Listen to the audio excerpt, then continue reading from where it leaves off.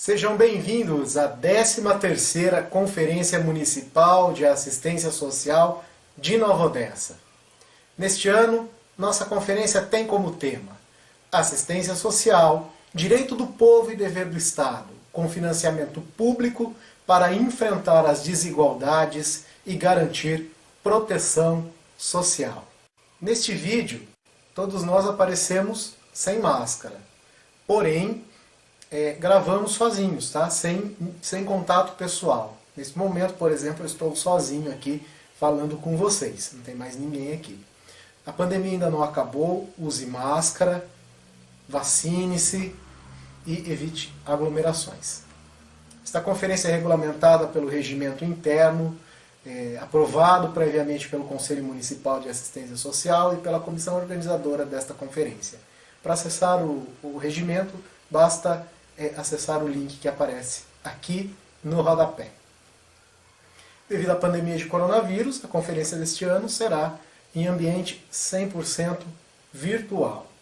A agenda da conferência ficou da seguinte forma: as inscrições, inicialmente de 16 a 23 de agosto, a comissão organizadora optou por estender essas inscrições até o dia 27, sexta-feira, para que a gente possa ter a oportunidade de trazer mais pessoas para o debate. Para fazer a inscrição, é só acessar este mesmo link aqui embaixo, você acessa o formulário e se inscreve. As pessoas que são inscritas, elas receberão um link de acesso às salas de discussões, que vão ocorrer no dia 31, das 8 ao meio-dia, na plataforma Google Meet. Mas se você não quiser participar da sala de discussão e quiser acompanhar o evento ao vivo, é só acessar este mesmo canal do YouTube que nós vamos fazer a transmissão. A partir deste momento, você que nos assiste pode enviar as suas sugestões, propostas, ideias, dúvidas, pode contribuir da forma que achar melhor, enviando um e-mail para conferencianovodessa2021@gmail.com. Todo o material que a gente receber por e-mail nós vamos levar para o debate do dia 31 nos eixos. Assistiremos agora os pronunciamentos do prefeito municipal de Nova Odessa, Cláudio José Schuder, o Leitinho, do diretor de Gestão Social e Cidadania, o pastor Wagner Long, e da presidente do Conselho Municipal de Assistência Social, Tatiana Zacarias Miguez. Eu volto já com vocês. Olá pessoal, primeiramente queria agradecer a Deus pela vida e pela saúde. Estamos dando pontapé inicial na 13ª Conferência Municipal de Assistência Social, aqui do nosso município de Nova Odessa. Queria cumprimentar todos e a todas, em nome da Tatiana, que é presidente do Conselho Municipal de Assistente Social, que faz um belíssimo trabalho na nossa cidade, como todos o assistente social. E sabemos que essa pandemia, a assistente social trabalhou muito, como já vem trabalhando, não só na área da promoção social, como também na área da saúde, que eu quero parabenizar cada um de vocês, porque as pessoas ficaram desempregadas, as pessoas tiveram problemas financeiros, e onde que eles recorreram? A assistente social. Por isso eu quero parabenizar todos os profissionais.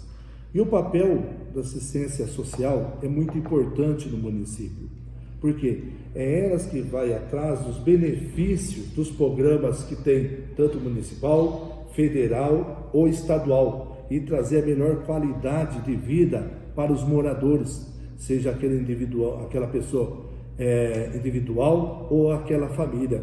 Então, vocês têm um papel fundamental no nosso município, por isso que eu queria parabenizar vocês. Queria dar aqui uma notícia em primeira linha para vocês, assistente social, que quando tiver a reunião dos conselhos, da região metropolitana de Campinas, onde teve 21 prefeitos, teve uma votação, tem uma verba lá do Fundocamp, que vai ser distribuída para os municípios, Nova Odessa foi contemplado com 800 mil. E nessa votação, ela pode ir para isso, para isso, para isso, para isso. Para quem que vocês vão fazer a votação para ir? Eu escolhi assistente social, promoção social. Por quê? A maior demanda, cesta básica, fralda, enfim, em tudo, vai no social. Então, esse 800 mil vai chegar para o Fundo Social, né? E o Fundo Social, ele que vai falar entre vocês do que vai ser utilizado. Podemos utilizar ele, vale alimentação, cartão alimentação, podemos utilizar ele também como vale gás, podemos comprar cesta básica, enfim, vocês vão ver a demanda do nosso município e como que nós vamos usar esses 800 mil. Então, assim que chegar nos cofres públicos, estiver liberado pela GECAMP, aí eu vou comunicar ao setor social para a gente ver a melhor forma de estar usando esses 800 mil. Queria então só deixar aqui parabéns, boa conferência a cada um de vocês, que Deus abençoe também a vida de cada um de vocês, como vem abençoando a minha, e dizer para vocês que o setor social do nosso município está de parabéns, estão trabalhando, estão ajudando a população de Nova Odessa e eu como prefeito estou muito feliz. Um abraço a todos, que Deus abençoe cada um de vocês. Bom dia a todos vocês. Como diretor de Gestão Social e Cidadania aqui do município de Nova Odessa, eu quero agradecer e falo em nome de toda a diretoria, agradecendo a todos os profissionais, a toda a rede de assistência social, suas aqui da nossa cidade, a todos que estão nos acompanhando, nos assistindo por conta da abertura da 13ª Conferência de Assistência Social. E neste ano nós temos o tema Assistência Social, Direito do Povo e Dever do Estado, com financiamento público para enfrentar as desigualdades e garantir proteção social. Então seja bem-vindo. Agradeço especialmente a presidente Tatiana, que é presidente do Conselho Municipal de Assistência Social. Agradeço também muito especialmente quem dá todo o apoio a realização desta conferência, nosso prefeito Cláudio José Schuder, o Leitinho. Agradeço ao nosso querido vice-prefeito Alessandro Mineirinho, que tem apoiado, que tem contribuído para que esta conferência fosse e se tornasse possível e uma realidade para o nosso município. Obrigado a você que está participando, desejo a todos uma excelente conferência, fique conosco aí a cada momento, nós teremos 3 eixos que serão debatidos, discutidos e apreciados por todos. Seja bem-vindo você que é estagiário, que é estudante do serviço social e todos vocês aqui da nossa querida cidade, Nova Odessa, que estão prestigiando esta conferência. Deus abençoe a todos, obrigado e boa conferência. Bom dia a todos, meu nome é Tatiana Zacarias e sou presidente do CMAS. É com muita satisfação que o Conselho Municipal da Assistência Social de Nova Odessa realiza a 13ª Conferência. Esta Conferência Municipal é um espaço democrático para que toda a população participe da construção da política pública da assistência social. Este ano, devido à pandemia do coronavírus, a conferência está sendo realizada em formato virtual. Desta forma, além de evitarmos aglomerações, garantiremos uma maior participação de todos. A palestra que será realizada logo mais ficará disponível para acesso em qualquer dia e horário, e os participantes poderão enviar suas sugestões e propostas por e-mail até o dia 27, sexta-feira. A conferência não é um evento, e sim um momento de trazermos para o debate o poder público, os usuários do SUAS e a sociedade civil. Toda a conferência foi elaborada pelo Conselho Municipal em linguagem simples e didática e está utilizando meios de comunicação comum, de acesso livre e gratuito, como o YouTube e o Google Meet. Desde já, em nome do Conselho Municipal da Assistência Social, eu agradeço o apoio da Prefeitura Municipal, em especial a você que se inscreveu e que nos assiste. Assim, declaro aberta a 13ª Conferência da Assistência Social da cidade de Nova Odessa. Obrigada e aproveitem. Assistência social, direito e dever do Estado, com financiamento público para enfrentar as desigualdades e garantir proteção social. Este é o tema da palestra que vocês vão assistir agora. Me chamo Lúcio, sou formado em administração, atuo na área de assistência social desde 2003, já passei pelo serviço público em Conchal e Araras, onde também tive a oportunidade de ser conselheiro de assistência social. Hoje, presto consultoria para diversos municípios aqui do estado de São Paulo, também na área de assistência social. Conheço realidades que vão desde os municípios muito pequenos até os municípios muito grandes. Hoje, serei o palestrante e articulador desta conferência e espero contribuir e aprender muito com vocês. Eu costumo começar as conferências de assistência social com o seguinte trecho da Constituição Federal. A assistência social será prestada a quem dela necessitar, independentemente de contribuição à Seguridade Social. Em outras palavras, é muito simples. A assistência social estará disponível para quem precisar dela, sem necessidade de ter contribuído ou pagar para acessá-la, sendo este um serviço estatal, público e que deve estar disponível para a população. No Brasil, a assistência social ela é organizada pelo Sistema Único de Assistência Social, o SUAS.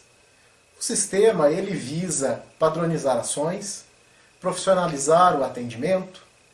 O sistema estabelece claramente as relações entre a rede de atendimento pública e privada, cria normas de financiamento e controle social e coloca o usuário como prioridade para a criação de programas, projetos e serviços. Este é o ponto principal do SUAS. É nele em que deixamos claro que o sistema deve ser desenvolvido, deve ser executado para o usuário, com o usuário e pelo usuário.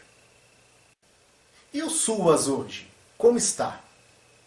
A gente vê que o SUAS hoje está bem diferente do SUAS do ano de 2019, quando nós fizemos a última conferência.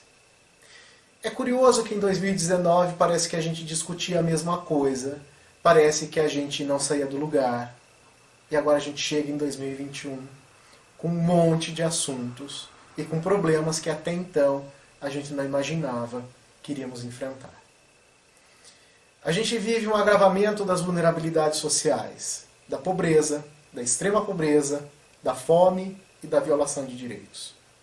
Esse agravamento causado primeiramente pela crise econômica que o país enfrenta e pela crise sanitária causada aí pela pandemia de coronavírus. Nunca se trabalhou tanto, nunca a gente teve que se reinventar tanto para garantir o mínimo de atendimento para as famílias em vulnerabilidade social, como nós tivemos que fazer aí de 2020 para cá. Em resumo, o SUAS que nós tínhamos, a forma de atendimento que nós tínhamos no início de 2020, talvez ele tenha que ser transformado para um pós-pandemia que está chegando. Tema também de um dos eixos que a gente vai discutir. A gente nota também que o agravamento das vulnerabilidades ele ocorre por falta de ações no passado por municípios e estados. A gente já falou em inúmeras conferências da falta de regulamentação do SUAS nos municípios.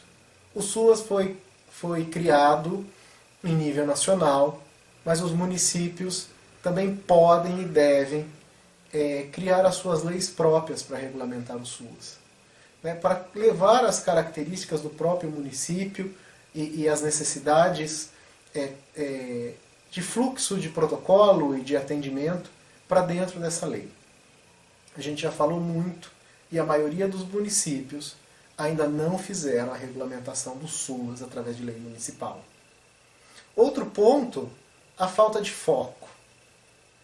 a gente percebe que a assistência social, em alguns momentos, parece que ela perde o objetivo.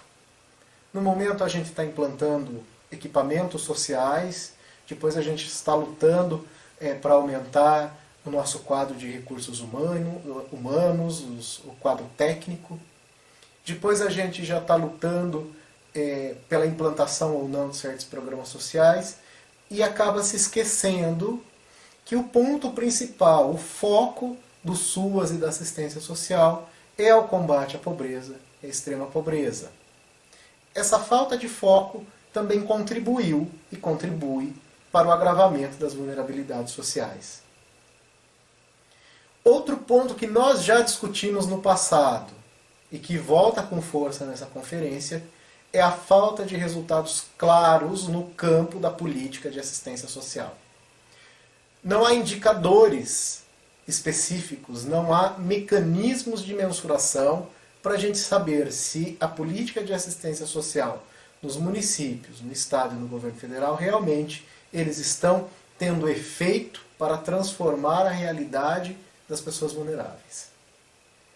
Se a gente chegar para um CRAS, por exemplo, e perguntar hoje quantas famílias saíram da linha de pobreza e extrema pobreza a partir do trabalho que eles desenvolveram, provavelmente nós não tenhamos essa resposta. Talvez a gente vá pegar alguma coisa de cadastro único, comparar uma lista, mas a gente não tem isso de uma forma sistemática, de uma forma rotineira. Falta este instrumento de mensurar, para a gente dizer assim, olha, vai querer desmontar, vai querer mudar, vai querer modificar? Olha, não vai, porque do jeito que está, a gente colheu estes resultados, né? E isso funcionou. Então, aquilo que funciona a gente não mexe. A falta de sustentabilidade nas ações. Isso também agrava a vulnerabilidade social. O que é a falta de sustentabilidade? É quando a gente começa a politizar aquilo que é um programa de Estado e não um programa de governo. Então eu tenho o programa de transferência de renda Bolsa Família, mas quem fez foi o governo anterior, agora eu quero mudar, eu quero colocar um outro nome. Mas algumas coisas eu quero mexer. Isso pode? Pode. Eu acho que toda evolução, ela é positiva. Mas eu vou mudar baseado em quê? O que eu estudei? Qual é a base legal? Qual é a base científica? Que pesquisa eu fiz para dizer que eu preciso desta mudança e ela vai ser positiva? A gente precisa começar a aprender a perguntar o porquê das coisas, o porquê das mudanças, o porquê querer modificar. Senão fica só no campo da política. Daqui a pouco a gente tem um novo presidente, novos governadores, novos prefeitos e o SUAS, aquilo que a gente vem construindo, vai sendo desmontado.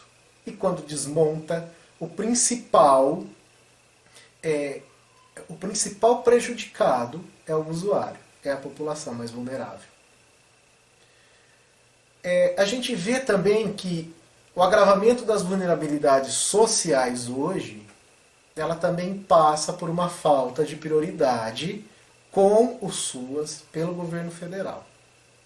Cada governo levanta a bandeira para destacar que ele acha mais interessante. Isso é do jogo político. Porém, a gente vê que os municípios passaram por atrasos de recursos. A gente vê que os municípios reclamam da falta de diálogo, a falta de atendimento, às vezes, do Ministério da Cidadania, uma precarização do atendimento da Caixa Econômica Federal, principal operador do cadastro único e do pagamento do Bolsa Família. Tudo isso acaba desestruturando o trabalho nos municípios, principalmente, onde eu nunca sei se eu devo avançar ou vai acontecer alguma coisa que vai impedir aquela minha ação. Gera desconfiança da população, que é a usuária, e também dos profissionais do SUAS, que a gente não sabe até que ponto a gente pode investir, até que ponto a gente pode avançar, e com certeza uma tremenda instabilidade. Eu entendo que a conferência ela é um espaço para a gente conversar, para a gente discutir, mas às vezes a instabilidade do momento é tão grande que isso acaba refletindo nas conferências, acaba a gente ver um bate-boca desnecessário, a gente verifica que querem interferir dentro dos serviços, dentro dos programas, de uma forma boba. Mas tudo isso causado por quê? Porque vem crescendo uma instabilidade, uma desconfiança, vem crescendo uma certa atmosfera desfavorável para a efetivação de ações. E para os usuários e trabalhadores em específico? Vocês veem ali, risco de desmonte do SUAS. Desmonte do SUAS, isso a gente vem ouvindo há alguns anos já. Por que que desmonta? Porque distorce os objetivos do sistema. O sistema está ali, ele é claro. Ele tem estudo, ele tem pesquisa, ele tem norma, ele tem regra, ele tem lei. Ele tem a Política Nacional de Assistência Social, tem a NOB-SUAS, a NOB-RH. Está tudo ali descrito o que tem que ser feito. Mas acaba se distorcendo e corre o risco de realizar esse desmonte. Uma hora eu tiro um benefício do BPC, depois eu mexo no valor de Bolsa Família, depois eu mexo numa sistemática de cadastro único. Se for para melhor, tudo bem. Mas às vezes isso acaba impactando aquilo que foi construído no passado. E o SUAS vai desmontando, ele vai perdendo a sua característica original. Outro ponto que causa uma distorção no sistema, afeta trabalhadores e afeta os usuários, é um ponto muito atual, que a gente chama de normalização das ações. O gás de cozinha custa R$110 para um salário mínimo de 1.100. Muitas famílias não têm nenhum salário mínimo para sobreviver. Sobrevive com Bolsa Família de uma média aí de R$200. O gás de cozinha, o preço é controlado pelas commodities, pelo mercado. Até aí tudo bem. Mas a gente não pode achar normal e a gente não pode levantar essa bandeira que o mercado está regulando e isso é assim mesmo, porque não é. A gente tem que entender que o gás de cozinha serve para cozinhar um alimento, não é um gás que vai abastecer um jato executivo, um avião. A gente está falando de gás para cozinhar alimentos, para alimentação das pessoas.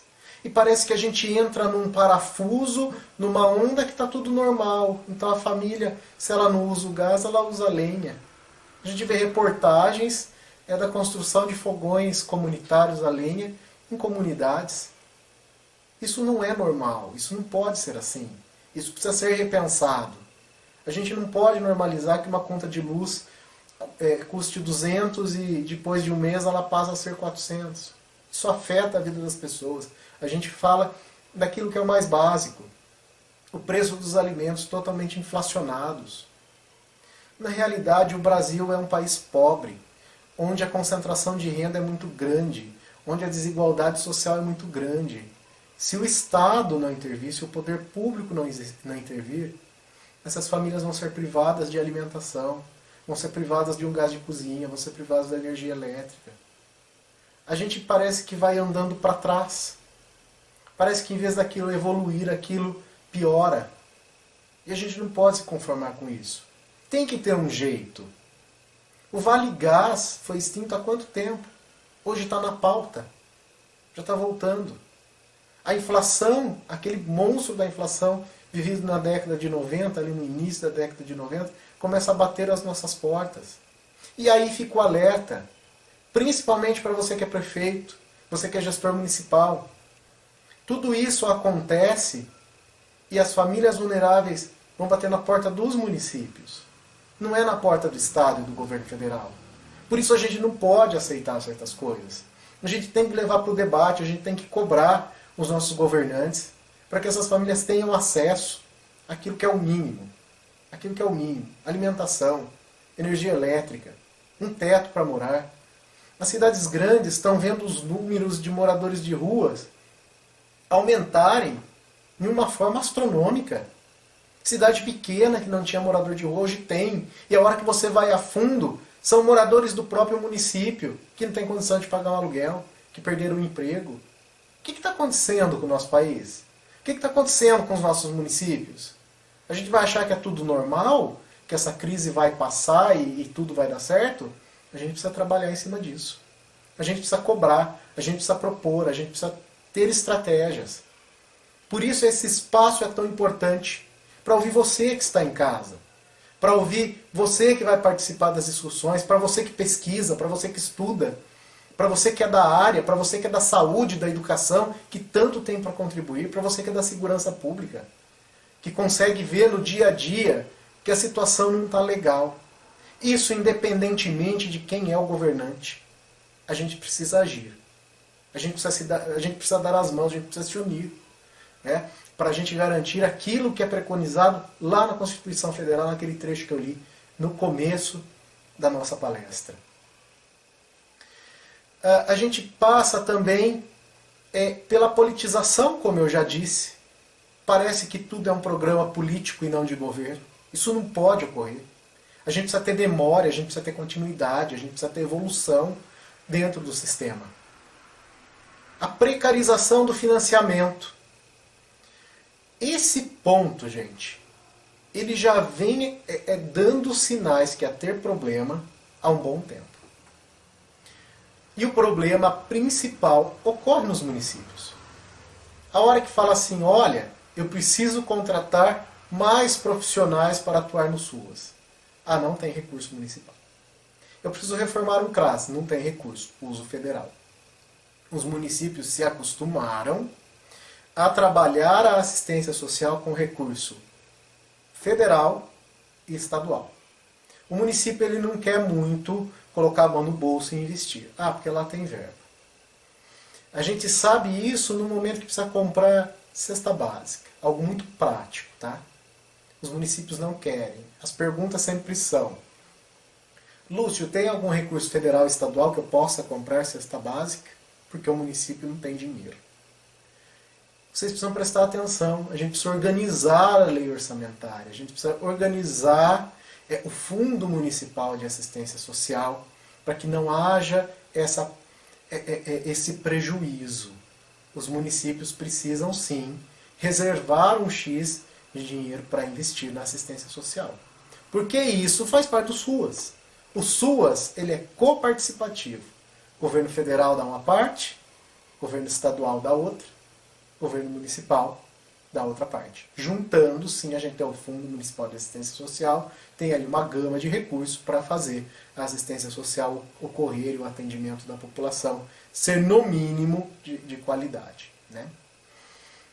A gente olha aí também hoje na assistência social, entre usuários e trabalhadores, a questão da volta da pobreza e da extrema pobreza e da fome. A gente passou por um período muito bom, onde essas coisas estavam estabilizadas. Foi extinto, acabou, né? Não. Mas ela volta com muita força agora. A gente vê que vai agravando a problemática em grupos mais vulneráveis.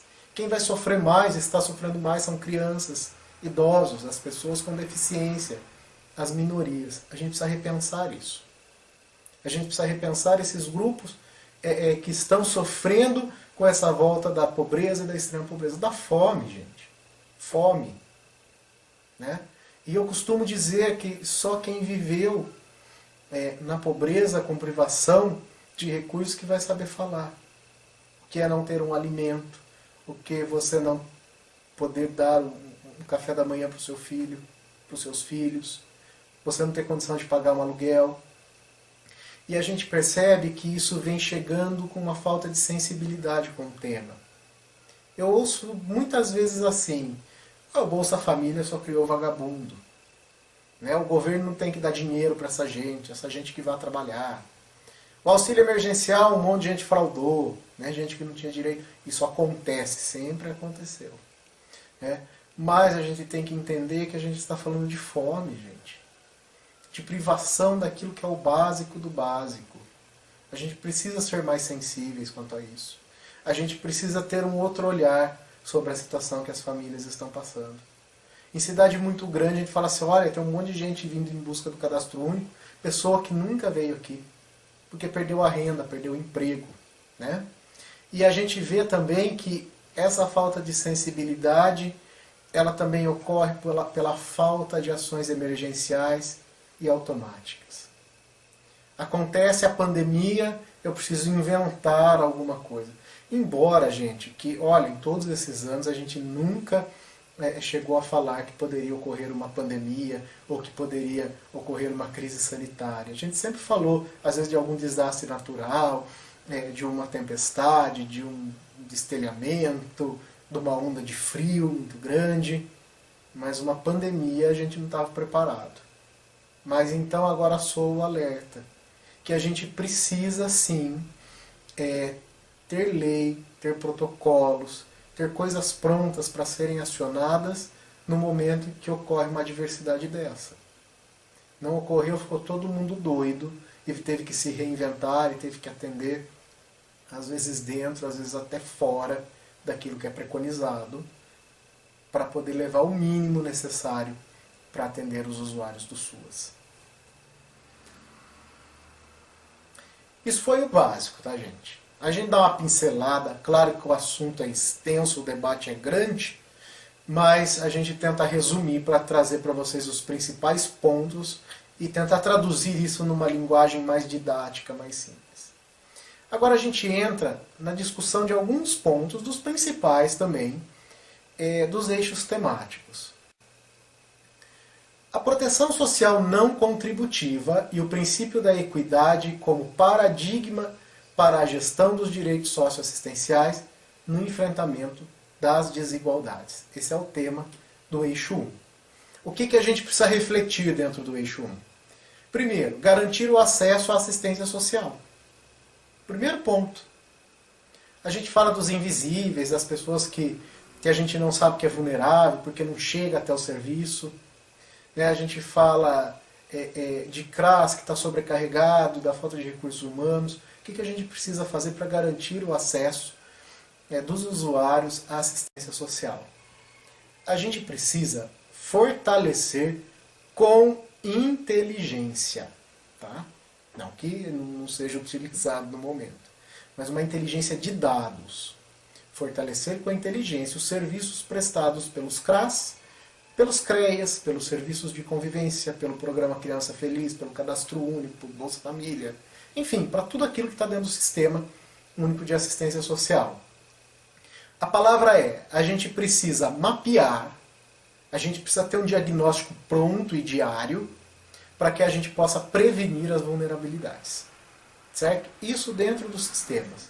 É dizer assim, eu tenho 30 pessoas atendidas, 30 indivíduos atendidos dentro do serviço de convivência e fortalecimento de vínculos. Esses 30 possuem, sei lá, um grau X de vulnerabilidade. São tantos desempregados, tantas mulheres a arrimo de família, tantas que têm X número de crianças menores de 16 anos, tantos possuem pessoa com deficiência na sua composição familiar, tantos possuem idosos. É a gente ter esses dados para a gente poder comparar o perfil dessas famílias que vão sendo atendidas de acordo com o passar do tempo. É também dizer, olha, daquelas 30 famílias que eu atendia dentro do CRAS, que estavam em situação de vulnerabilidade social no ano passado, dessas 30 agora eu atendo 10. Entrou 20 novas, não tem problema, mas eu atendo 10, porque 20 se emanciparam. A gente precisa ter isso ali muito bem claro para que o serviço tenha visibilidade. Além de garantir acesso à assistência, a gente precisa garantir direitos. A gente precisa fomentar o trabalho conjunto da assistência social, da previdência social, saúde, educação e áreas de fomento ao trabalho, à formação profissional. E eu acrescento aí também fazer o trabalho conjunto com a segurança pública. Isso é a integração de todas as políticas públicas que principalmente os municípios executam. No fim das contas, gente, na ponta, como a gente está no município, a mesma população que a saúde e a educação atende, nós atendemos também na assistência social. Por que a gente não pode se unir e ver o que cada um tem de melhor para ofertar isso com maior qualidade e com mais foco para essas famílias? Isso já foi falado inúmeras vezes. Mas quando a gente vai vendo uma escassez de recurso, quando a gente vai vendo problemas que antes não existiam, Isso vem à pauta e isso precisa ser trabalhado. A gente precisa, dentro do tema do eixo 1, assegurar a vinculação do BPC ao salário mínimo. O ponto é muito claro. Gente, até isso tentaram modificar. Modificar a fórmula de cálculo, modificar aquilo que está na lei para o repasse do BPC. Um salário mínimo para idosos que têm mais de 65 anos e para pessoas com deficiência. Não tem como reduzir, gente. Não tem. A gente falou do preço dos alimentos. Um pão francês custa R$1. Um gás de cozinha custa R$110. Uma conta de energia R$400. O aluguel nem se fale. Não tem como. Então ali é muito clara a pauta. Isso tem que ser como proposta do município. Do jeito que está ali, assegurar a vinculação do BPC ao salário mínimo. Ponto. Para a gente forçar isso e isso ir até a Conferência Nacional. Agora um ponto curioso, gente. Isso já foi já foi questão de estudo nossa, minha, com os municípios. Universalizar o BPC. Você sabia que aí no seu município tem muitas pessoas que têm direito ao BPC, mas não fizeram o requerimento para a Previdência Social, por desconhecer esse direito? Mas isso é muito simples de mapear. Peça para o seu gestor do Bolsa Família e Cadastro Único para ele verificar na base de dados quais famílias possuem perfil para o BPC. Ou seja, aquelas que possuem na composição idosos, com mais de 65 anos, pessoas com deficiência declarada e que não declararam renda, não declararam o campo de aposentadoria pensão. Ali você vai descobrir um monte de gente que tem direito. E que às vezes está pegando uma cesta básica, está sendo atendido com benefício eventual, está recebendo só um valor pequeno do Bolsa Família. Faz esse mapeamento para que o município faça a ação e inclua essas famílias no BPC. Isso é um ponto muito curioso, tá? Garantir a segurança de renda. Isso é uma estratégia para garantir o mínimo necessário. Quando a gente fala de segurança de renda, é transferência de renda automática, tá? É quando a gente vê que o desemprego ele aumenta demais e a gente vai garantindo isso. Seja pelo seguro-desemprego, seja pelo auxílio emergencial, como a gente viu na prática, seja pelo Bolsa Família. Mas aí não tem como eu garantir essa segurança de renda, por exemplo, quando eu tenho uma fila de espera no Bolsa Família. Eu preciso atender aquela família de imediato na hora que ela tem a necessidade. Certo? Então a gente precisa rever esse mecanismo de criação de programa de transferência, de ações imediatas e a forma de acesso imediato também dos usuários. E efetivar a oferta dos benefícios eventuais como lógica de direito. Benefícios eventuais, gente, auxílio natalidade, auxílio funeral, o próprio acesso a alimento, como a cesta básica. A gente precisa mudar um pouquinho a ótica disso, tá? Isso não é caridade, isso não é favor, tá, gente? Por favor, eu acho que a gente até superou essa parte. A gente precisa regulamentar. Aproveitem vocês, se tem vereador nos assistindo, você que é prefeito, você que é gestor, proponha a regulamentação do SUAS no município através de lei municipal e coloque junto a regulamentação dos benefícios eventuais. Você trabalha com muito mais tranquilidade, com muita mais transparência e de uma forma onde o protocolo está pronto, onde eu não tenho que ficar inventando ou fazendo o rateio daquilo que eu preciso beneficiar a população. Certo? Então esses são os principais eixos, os principais pontos do eixo 1. Agora o eixo 2. Controle social, o lugar da sociedade civil no SUAS e a importância da participação dos usuários. O financiamento e o orçamento como instrumento para uma gestão de compromissos e corresponsabilidades dos entes federativos para a garantia dos direitos socioassistenciais. Talvez vocês vão perceber que algumas coisas desse eixo a gente já falou, mas não tem problema, a gente vai reforçando, tá? Quais são os principais pontos de discussão?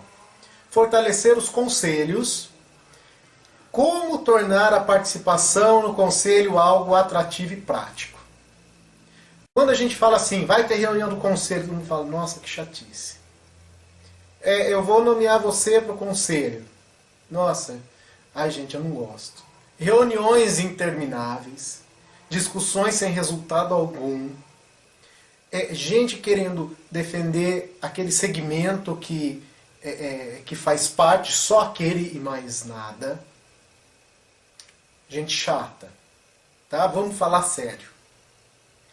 A gente precisa ver... Isso eu já falei, tá, gente? Hoje a gente grava e mostra aqui na conferência virtual, mas já foi ponto de discussão, tá? Em plenária.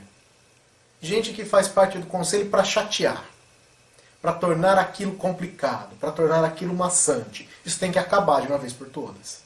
Eu percebo que melhorou em muitos municípios, mas a gente não pode perder isso de vista. Tá? É o conselho que está lá só para apontar, só para pedir documento, só para questionar coisa que ele mesmo já aprovou. Isso precisa parar, viu, gente? A gente precisa ter prática nisso, para que as pessoas se interessem em participar do conselho, para que o gestor tenha o conselho como parceiro, para que tenha o conselho como uma instância para debate, representando a sociedade. É nesse sentido que a gente precisa fortalecer. Precisa fortalecer também com capacitação continuada, com a destinação de dinheiro do IGD para os conselhos fazerem suas ações. Precisa fortalecer no quesito documental. Muitas vezes troca o conselho não tem secretário executivo, se perde na documentação, certo? Tem que fortalecer em todos esses pontos. Incentivar a interlocução entre conselhos de várias áreas. Esse ponto que está aqui foi proposta de conferência. Já saiu isso em conferência anterior. Nós não estamos repetindo. Nós estamos afirmando aquilo que foi colocado como proposta. Tá? Tem conselho na educação, tem conselho na saúde, tem conselho na assistência, tem conselho da pessoa com deficiência, tem conselho do idoso, tem conselho da juventude, tem conselho sobre drogas, tem conselho da segurança pública. Por que eles não podem se conversar? Eu até hoje nunca vi uma reunião de conselhos de várias áreas. As pessoas que participam de conselho têm tanto conhecimento para compartilhar, que a gente precisa estimular que haja essa interlocução entre áreas. Certo? Coloque aí como proposta, dentro da lei do SUAS do seu município, a hora que você criar, que vai ter ali um programa de interlocução entre conselhos de diversas áreas. Isso é importantíssimo e vai ter que acontecer. Ok? Tornar o conselho uma instância parceira e forte para garantir que o SUAS seja consolidado e atenda de fato quem dele necessitar. É o momento em que o conselho toma a frente e levanta a bandeira do SUAS e defende como representante dos usuários, como representante da sociedade civil organizada, como representante das entidades, como representante do poder público, dos trabalhadores. Levantar essa bandeira no sentido de fortalecer o SUAS para garantir os direitos e o atendimento da população. Vale a gente destacar aqui nesse ponto também a questão das conferências. É um trabalho imenso organizar uma conferência. Virtual, então, nem se fale. A gente nunca trabalhou tanto para organizar uma conferência igual desse ano. A gente tem limitações tecnológicas, a gente tem limitações de rede, a gente tem limitações de interagir com uma câmera e não com o público. A dificuldade maior que está tendo é eu fazer essa palestra sozinho de frente para uma câmera, sem ter as pessoas para interagir. Mas a gente percebeu que é possível. Por que a conferência tem que ocorrer, ou pelo menos ocorria ali em 1, 2, 3 dias seguidos, uma coisa maçante, uma coisa complicada de se organizar, complicada de se fazer? Por que a conferência não pode abrir canais para coletar informações por e-mail, por WhatsApp? A gente tem que usar a tecnologia a nosso favor. Então fica também dentro desse ponto do controle social. Então, o controle social, o conselho, para ser mais preciso, as conferências, é que a gente precisa lançar mãos de outros mecanismos para que o debate da conferência chegue para a população. Seja através de vídeo, seja através de reuniões descentralizadas, seja através de pré-conferências. Ok? Só para a gente registrar esse ponto. A gente precisa aprimorar a legislação. Eu não falei para vocês que volta um pouquinho ao tema? Firmar em lei municipal suas, observando as características locais e, olha que interessante, garantir percentual mínimo de financiamento para o SUAS na lei orçamentária. Desde que eu comecei a fazer conferência no ano de 2009, participei uma de Conchal, aí deve ter sido a primeira, mas não como articulador. Desde 2009 vem se falando que precisa estabelecer um percentual fixo dos orçamentos para a assistência social. Seja 1%. Isso também precisa acontecer. Faz a lei do SUAS. Coloca lá que pelo menos 1% da arrecadação municipal, né, do orçamento municipal vai ser destinado para o Fundo Municipal de Assistência Social. Começa com 1, depois a gente muda aqui, é garantir que o percentual mínimo seja 3, seja 5, seja 10. Tá? Essa falta de previsão no orçamento, ele caracteriza aí o desmonte do SUAS. Às vezes a gente fica sem recurso, sem ter isso em lei, isso dificulta muito o trabalho, principalmente nos municípios. A gente precisa trazer para o debate a possibilidade de cumprir a NOB SUAS RH, onde se estabelece a quantidade mínima de profissionais para um serviço da assistência a funcionar. A gente precisa trazer para o debate a possibilidade de cumprir essa lei, de ter o mínimo de técnicos nos serviços, sem ferir a lei de responsabilidade fiscal. Isso é uma questão muito delicada, isso é uma questão que envolve outras áreas. A gente nem sabe se isso é possível, mas isso precisa ser trazido para o debate. Isso precisa ser proposta, tá bom? Então, para você que faz parte do eixo 2, já fica aqui uma dica de proposta muito clara, que é desatrelar, né, o RH do SUAS, daquele total de investimento do RH, lá da lei de responsabilidade fiscal, que fica em torno de 50%, eu atingo aquele teto, eu não consigo contratar mais ninguém, mas não tem como eu fazer um CRAS funcionar sem assistente social, sem coordenadores, sem psicólogo, pelo menos, sem administrativo. Então a gente precisa trazer isso para a discussão. E por fim, o eixo 3, para a gente finalizar. Gestão e acesso às seguranças socioassistenciais e articulação entre serviços, benefícios e transferência de renda como garantia de direitos socioassistenciais e proteção social. A atuação do SUAS em situações de calamidade pública e emergenciais. São 2 pontos, tá, gente, que estão no mesmo eixo. Então esse é o tema. O que a gente destaca aí? Primeiro ponto, implantar a vigilância socioassistencial. Algo que vem numa crescente nas conferências. E algo que agora vai ter que acontecer. Como que os municípios e o Estado e o governo federal são carentes de dados. A pandemia estoura e a gente não sabe quem que a gente precisa acudir primeiro, porque eu não tenho dados suficientes. A vigilância socioassistencial é o mecanismo para que tenhamos dados, para que a gente possa planejar, criar estratégias de combate à pobreza e à violação de direitos. Nesse ponto, a gente faz aí um elo com a questão do cadastro único. A gente ouviu aí que o cadastro único vai ser um aplicativo onde a pessoa se inscreve. Tá, a gente não sabe, pode ser que funcione. Faço uma pré-inscrição, valido no CRAS. Porque como que eu vou criar a matriz familiar, né? O domicílio, o núcleo familiar por um aplicativo? Às vezes o autodeclaratório na frente do entrevistador, ele já causa uma certa distorção. Imagina se a pessoa se autodeclarar em casa, fora a questão daquelas pessoas que não têm acesso a celular e à internet.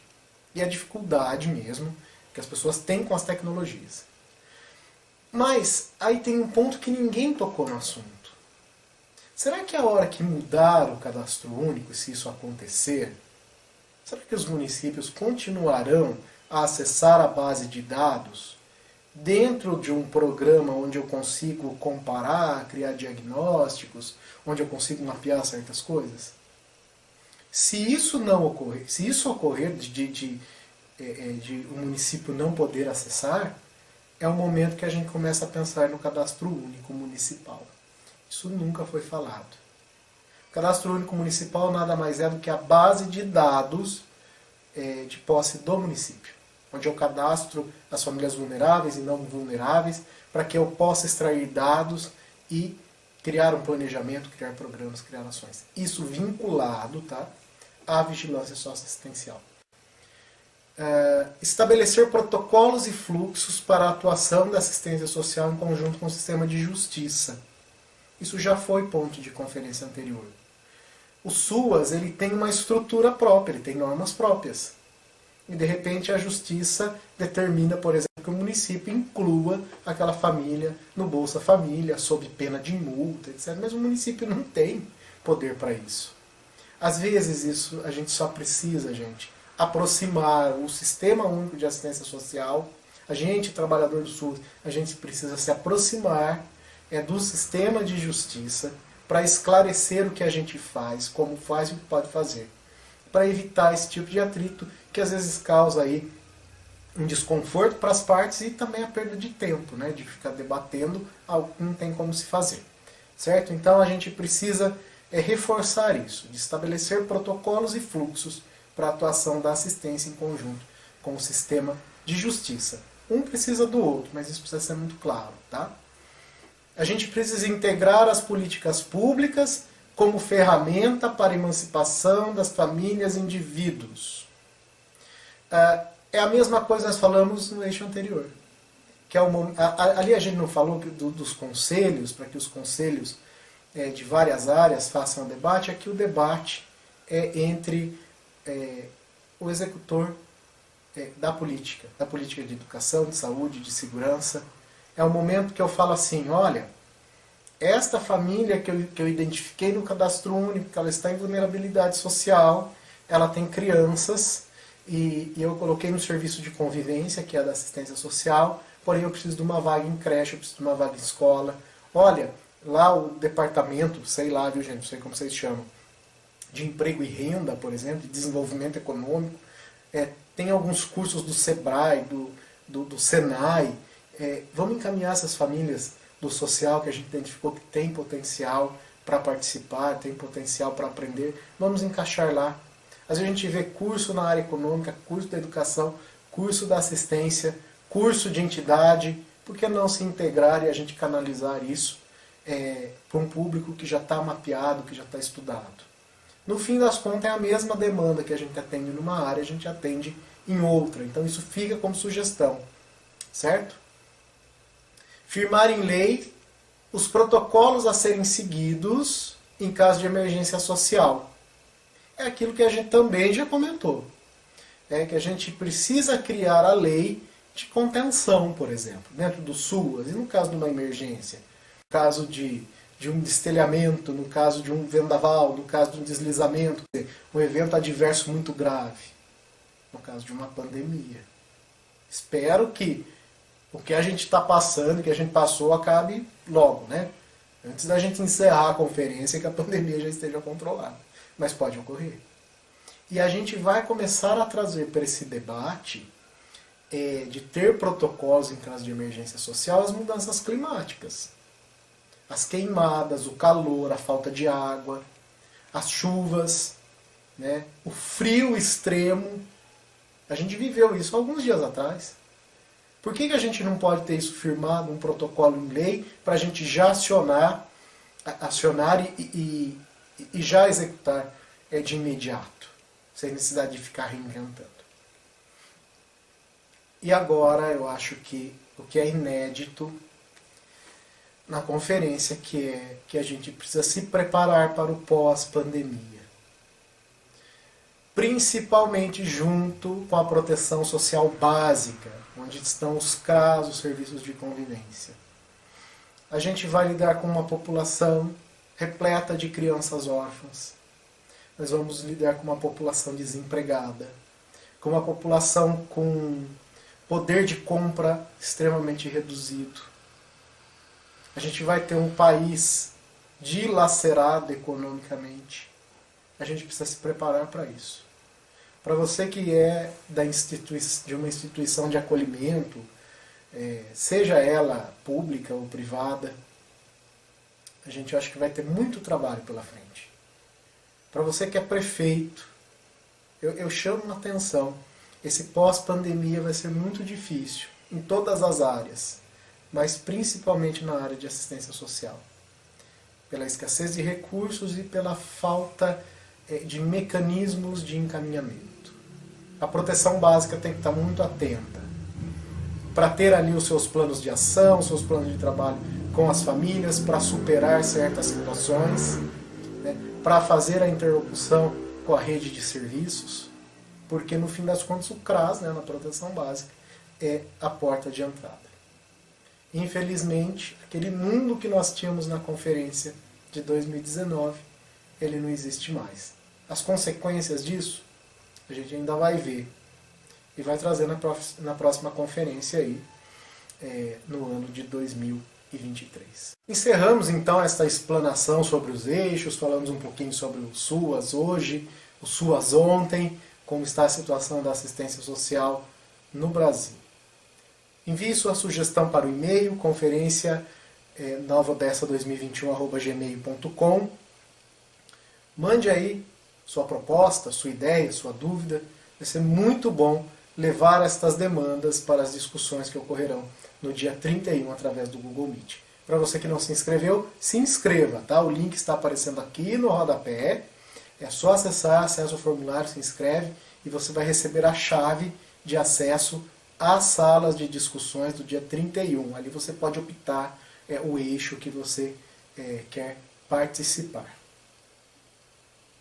Eu gostaria de agradecer à Prefeitura Municipal de Nova Odessa pela oportunidade de estar aqui com vocês de novo, tá? Pelo convite, agradecer toda a equipe da Diretoria de Gestão Social e Cidadania, o pessoal do Conselho Municipal que muito nos apoiou, a comissão organizadora da conferência. É sempre bom estar em Nova Odessa. É uma cidade que a gente acolhe muito bem e é muito bem acolhido. Tá? Eu agradeço de coração a todos vocês. Agradecer também o pessoal da equipe de TI da Prefeitura e lá da comunicação, que nos ajudaram com os links, com os vídeos. Muito obrigado. Peço desculpa a vocês por algum deslize, por alguma palavra errada. Gente, não é fácil fazer palestra e fazer conferência sem ter o público. A gente fala, mas a gente sempre está esperando que alguém vai perguntar alguma coisa, vai debater alguma coisa. E esse ano, infelizmente, devido à pandemia de coronavírus, a gente não conseguiu fazer presencial, mas nos adaptamos para chegar mais perto de você que está aí em casa. Deixo também o meu e-mail pessoal, lucio@ricos.com.br, meu WhatsApp, 1991925637. Você que é estudante, você que é pesquisador, você que é trabalhador do SUAS, entre em contato, vamos bater um papo, vamos trocar uma ideia. A gente tem muito material para TCC, para pesquisa. Pode pedir, a gente está à sua disposição. Então a gente se encontra no próximo dia 31, através do Google Meet. Você vai fazer sua inscrição para participar. E, por enquanto, só tenho a agradecer a você que nos acompanha e a todos aqueles que colaboraram para a realização desta palestra online. Muito obrigado e até a próxima.